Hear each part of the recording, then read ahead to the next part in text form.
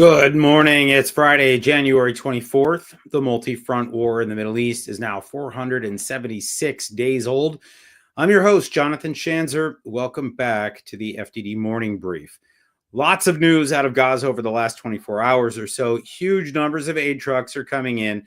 2,400 trucks to be exact, but surprise, Hamas is stealing the aid, and preliminary reports suggest the group may be making a comeback of sorts after being knocked on its tuchus. This was always the risk of a ceasefire. There was no doubt that Hamas would use the breather to regroup and reassert itself. But I said it earlier this week, and I'm going to say it again. I don't believe Israel is going to allow for phase 2 of this deal to occur. The Israelis will give Hamas to the end of this 42-day period, maybe even less than that. And then I think it's a fight to the finish. I could be wrong, but this really does appear to be the writing on the wall. Today's guest is Eytan Cohen Yanarocak. He's a professor at Tel Aviv University and one of Israel's foremost experts on Turkey. He is also the author of The Evolution of the Turkish School Textbooks from Ataturk to Erdogan, a study of the Turkish education system and its ideological doctrinations of Turkish youth from the founding of the republic to the present day. I invited him on today to discuss Turkey's support for the al-Qaeda-affiliated group Hayat Tahrir al-Sham, HTS, now in control of Syria, as well as Turkey's broader backing of terrorist organizations like Hamas and its controversial NATO membership. Tune in for that conversation in just a few short minutes. I had an interesting discussion last night with an Israeli friend. He expressed some concern about the war in Ukraine ending, of all things. Don't get me wrong, nobody in Israel wants to see this war drag on any longer than it has to. But as Donald Trump pressures Vladimir Putin to end this war, there could be knock-on effects. Everyone knows Russia has provided Iran with all its strategic missile defense systems, except we also know that back in late October, Israel took out all those S-300 systems, and right now, Iran's skies are naked. The regime is highly vulnerable to an Israeli attack. One might think that Russia could just replenish those S-300 systems. But guess what? No can do for Vlad Putin. He needs those air defense systems deployed along the border with Ukraine. That he's got nothing to spare for Tehran. But here's where it gets interesting. If the war ends, my friend explains, it's possible that Iran starts to get its air defenses back. Russia could soon have systems to spare, and that's definitely something we don't want to see. I've said it before on this program, and I'll say it again. In fact, many of us at FDD make this point as often as possible. The wars raging right now in Israel and Ukraine are inextricably connected. I want both of them to end, but I want both of them to end on the right terms. Victory for both democratic allies. We shouldn't have to choose. Now for your headlines. Headline 1, President Trump signed an executive order redesignating the Houthis as a foreign terrorist organization. The Houthis, of course, are an Iranian terror proxy. There's no doubt about that. At the very end of his first term, Trump added the group to the foreign terrorist organization list at the State Department. That was in January 2021. But weeks later, Joe Biden entered the White House and reversed that designation during his first month in office, citing concerns about the legalities of getting aid into Yemen. That was some serious bull fertilizer, if you ask me. And then Biden paid the price. American ships suffered months of relentless Houthi attacks, and that's to say nothing of the commercial vessels in the Red Sea that also came under attack. In the end, all the Biden administration was willing to do was to put the Houthis on the Treasury sanctions list. Those are sanctions with a little less bite. So now what? That's the big question. No matter what list the Houthis are put on, sanctions are not going to deter them from attacking Israel or other maritime vessels in the Red Sea. This is still very much a crisis, and it is yet to be solved. It's possible the Houthis stand down, but it's possible they don't, and that's where the next move falls on Donald Trump. But if you're looking for a good sign or two, well, the Houthis released a crew of sailors that they'd held captive for more than a year. Maybe we're seeing the beginning of a change in Houthi and possibly even Iranian posture. Headline 2, Elizabeth Sorkov, an Iranian-Russian academic held hostage in Iraq, is reportedly alive. Sorkov is a researcher at Princeton University. In March 2023, she disappeared in Baghdad after traveling to Iraq on a Russian passport to conduct doctoral research. Iraqi TV broadcast footage that reportedly showed Sorkov alive in November 2023, but since then, it's been pretty much radio silence. No group has claimed responsibility for the kidnapping, but it's widely believed that an Iran-backed Iraqi militia called Kataib Hezbollah, that's one of the big ones, that they're holding Sorkov hostage. Yesterday, Iraqi Foreign Minister Fuad Hussein told Israeli journalist Barak Ravid from Axios that Sorkov is alive and that the Iraqi Prime Minister is working to secure her release. I suspect we're going to see some more movement on that sooner rather than later. And headline 3, Israel requested 30 more days to withdraw its troops from southern Lebanon. Under the terms of the Lebanon ceasefire deal, the IDF is supposed to completely withdraw from South Lebanon and hand over its positions to the Lebanese armed forces by January 26th. That's Sunday. However, the LAF hasn't deployed fast enough, and Israel needs more time to securely exit the area. So it appears we're going to kick the can down the road. And speed isn't the only issue. The IDF continues to find Hezbollah weapons caches in areas that Hezbollah is supposed to abandon under the terms of the ceasefire.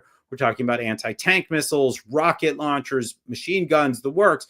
Worse yet, the IDF says that the LAF is actually helping Hezbollah in certain locations. I wish I could say I'm surprised, but I'm not. The LAF has cooperated with Hezbollah for decades. The Lebanese military needs to get its act together now, or else this probably won't be the only extension the Israelis demand.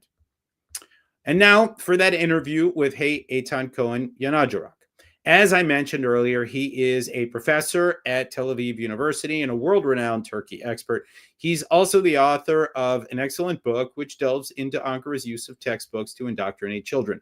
A page right out of the UNRWA playbook, if you ask me. Anyway, Turkey is the new patron of the al-Qaeda regime in Syria. It's a longtime patron of Hamas. It's a major backer of the Muslim Brotherhood. Is there any hope for this wayward ally? Let's find out. Welcome, Eytan Cohen Yanarocak. Thank you very much for having me on your show. All right. Well, let's start with just a bit about you. You're clearly an Israeli of Turkish background. That's not something we see every day. So what's your family story? Okay, I can summarize it for you like this. My family, we are the descendants of the expulsion from Spain. Our ancestors came to the Ottoman Empire in 1492, and the rest is history. We grew up in several cities in the empire, like Edirne, like Ankara, and then my grandparents came to Istanbul, and as I said, we became the members of the community of the Jewish community of Istanbul, and in 2006 I moved to Israel. I made Aliyah to Israel, and since then I pursued my academic career there at Tel Aviv University, and today I'm working in various universities such as Ben Gurion University, Ariel University, and Tel Aviv University. And by the way, I have another also a hat. This is the Jerusalem Institute for Strategy and Security. So yes, so that's this is my story. Well, you sound busy, and I will probably just take a guess that your expertise is probably more in demand right now in Israel, as I'm just back from Israel last week, and I got the sense that everybody woke up to the possible challenge. I don't want to say threat, but certainly the challenge of Turkey now being on the border. But now Turkey for years was a secular bastion of the Middle East and an ally of the United States as well as Israel. Mm-hmm. And then things went off the rails a little bit. So what went wrong and when? Okay. First of all, I must admit that I'm also very much surprised that our research theme, Turkey, has become very popular here in Israel. And, we have to be very honest. Turkey has become our new neighbor in the north. So after the fall of Mr. Assad, we have seen, in my opinion, of course, you may disagree with me, a complete Turkish domination in Syria. They are dominating it with their own infrastructure projects, and they're also, of course, providing political influence. And when we are looking at this whole new picture, so we can basically see that this very clear sentence, like Iran is out, Russia is out, and Turkey is in. And yes, on paper, Turkey and Israel are considered as that they are having proper relations, proper diplomatic relations. But we can say that this country in the last decade has turned into an opponent state, if not an enemy state. Of course, Turkey is not an enemy state, but indeed it is challenging Israel in various areas, especially when we are looking at the latest incident that the Turks have become a part in South Africa's bill against the state of Israel in the ICJ. And in addition to that, we are also witnessing that they also imposed economic sanctions against the state of Israel. So today, unfortunately, we cannot speak about exports and imports. And on top of that, they also froze this direct flights from Istanbul to Tel Aviv. So when we are looking at this big picture, unfortunately, we see a very severe deterioration in the relations. They are attaching the quality of the relations to the Israeli-Palestinian conflict. And in my opinion, the worst case here is, in the past, we all got used to Turkey's very pro-Palestinian stance when it comes to Israel. However, during the last war, in my opinion, this escalated, and now we are witnessing a pro-Hamas Turkish foreign policy, if not only pro-Palestinian policy. And in my opinion, this is a very serious escalation. So let me ask you about the Hamas support specifically, because I tend to think that when a government supports Hamas, it's the biggest tell. You can see where they belong sort of on the spectrum of allies or countries. You understand that they are inherently anti-Semitic, they're pro-terror, they're anti-Israel. They're clearly picking a side. And they think they can get away with it. But we see it with the Qataris, we see it with Malaysia, we see it with Algeria. You get a sense, right? This is always the tell, right? So for Turkey, what drives this? It seems like a bad move for any country to support a terrorist organization, to allow it to operate on its soil. What is Recep Tayyip Erdogan's calculus when he does this? Okay, first of all, we cannot say that this is 100% rational decision. Okay, so we all know that Turkey is a member of NATO, and during the last, we can say, 10 years, we unfortunately saw many times that Turkey did adopt a very independent foreign policy stance and demonstrated many anti-Western steps. For instance, when it came to the United Nations National Security Council decisions and votings on Iran, the sanctions or circumventing the sanctions. And when we are looking at Hamas, unfortunately, we see here a sort of an ideological bond of the Muslim Brotherhood ideology. And from Erdogan's perspective, in my opinion, in the very first days of this war, he thought that this was another limited operation. And when he understood that Israel declared a full-scale war in order to get rid of Hamas and to destroy it completely, in my opinion, he could not live with this decision to have still proper relations with Israel on ambassadorial level, or to have trade relations with Israel. And therefore, in my opinion, he gradually, in an intentional way, deteriorated the relations with his very harsh rhetoric. And we cannot, of course, get away from his very important statement that he delivered in the Turkish parliament, tagging Hamas as a freedom fighter organization that seeks to liberate the occupied territories, etc. Of course, we cannot agree with this kind of a definition. The Hamas is a terrorist organization. They raped women. They killed the Israeli citizens brutally. They kidnapped them. So you cannot tag an organization like Hamas as a freedom fighter organization. It will be an insult for real freedom fighter organizations. So unfortunately, later he also escalated his rhetoric when he even threatened the state of Israel with a direct invasion. And he said that as the way Turkey acted in Nagorno-Karabakh and Libya, he would do the same against the state of Israel. So now that's where I want to stop you for the next question, because I think this is important.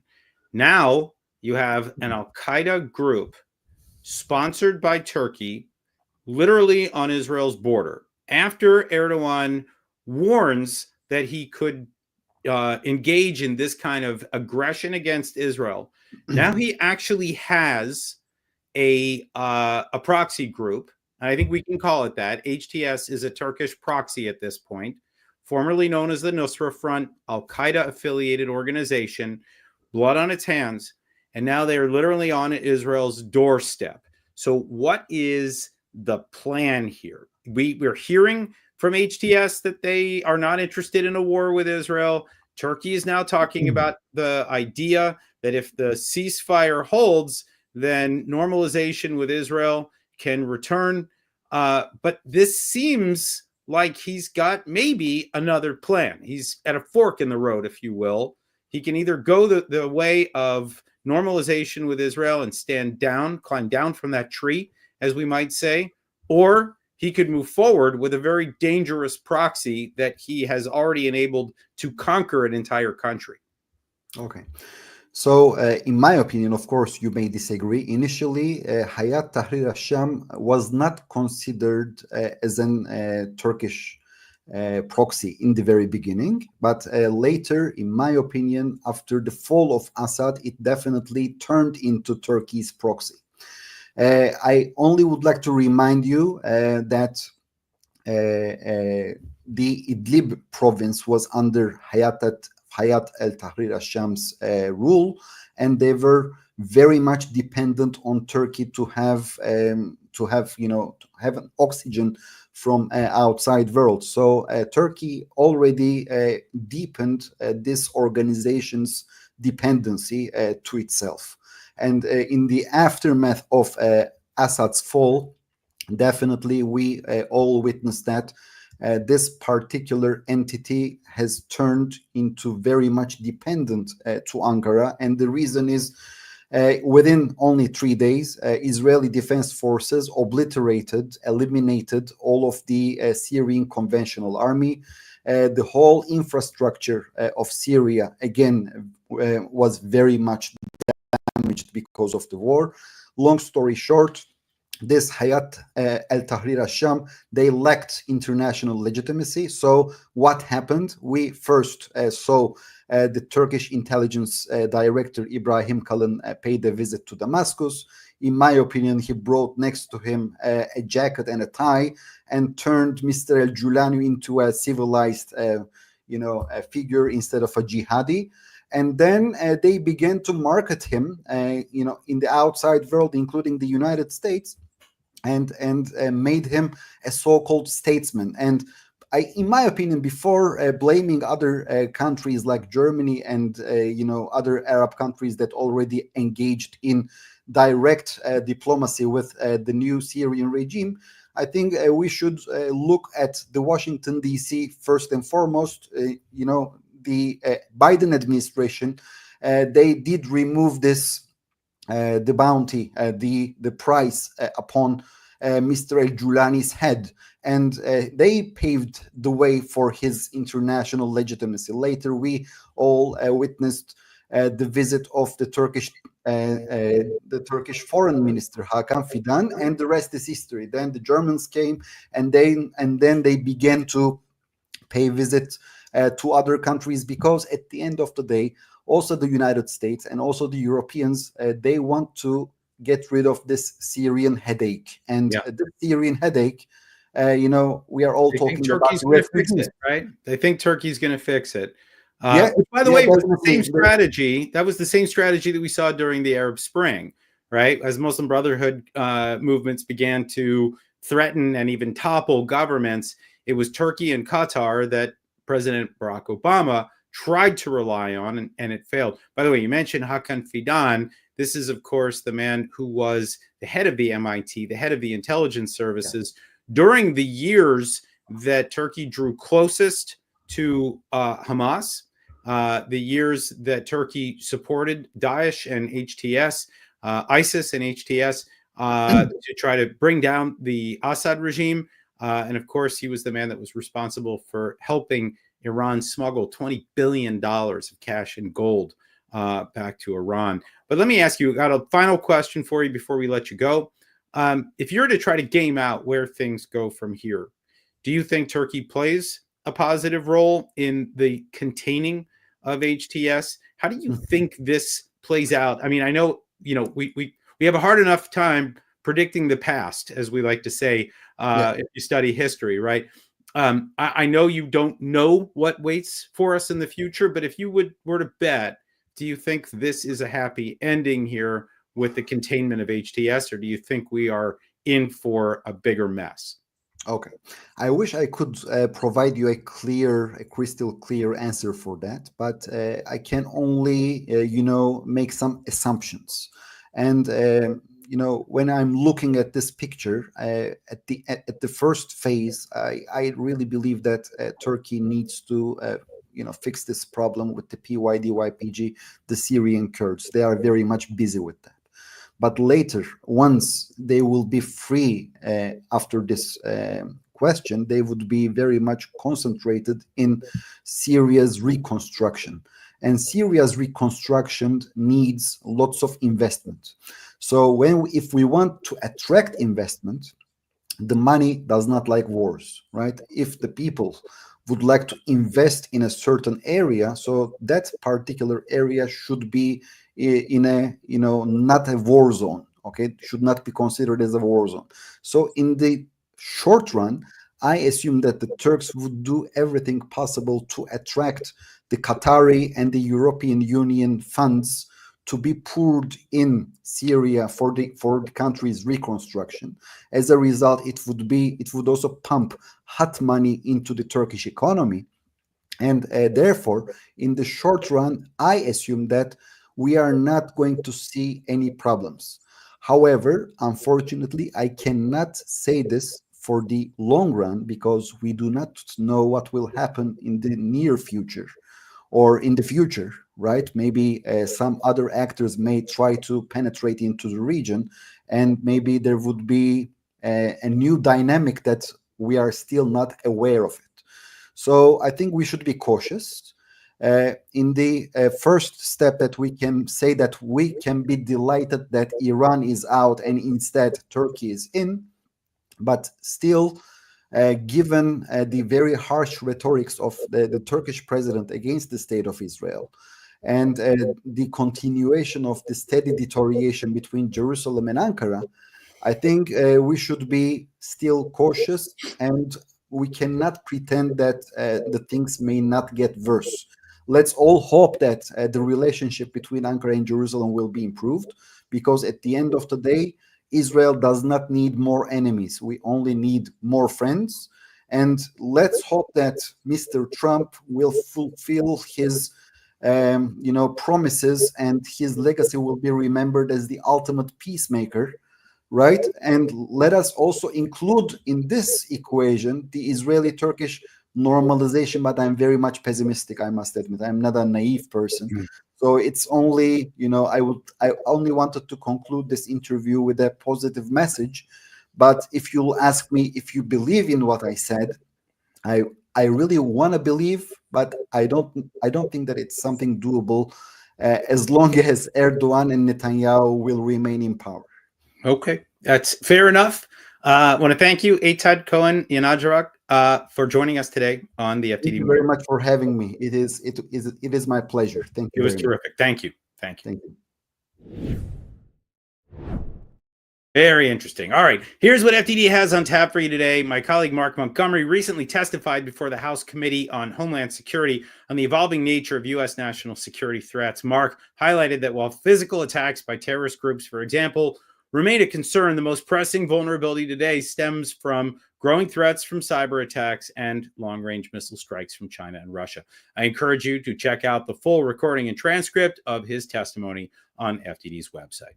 FDD Chief Executive Officer Mark Dubowitz teamed up with Ruel Margaret on a piece in the Wall Street Journal exploring whether Iran's supreme leader Ali Khamenei and President Donald Trump will engage in nuclear talks and how those negotiations might unfold. They note that Iran's regional influence has waned as it struggles with domestic unrest and efforts to revive its crumbling network of proxies. Mark and Ruel caution that in handling Iran, Trump must avoid the mistakes of Barack Obama, who tried to isolate the nuclear talks from Iran's destabilizing regional behavior.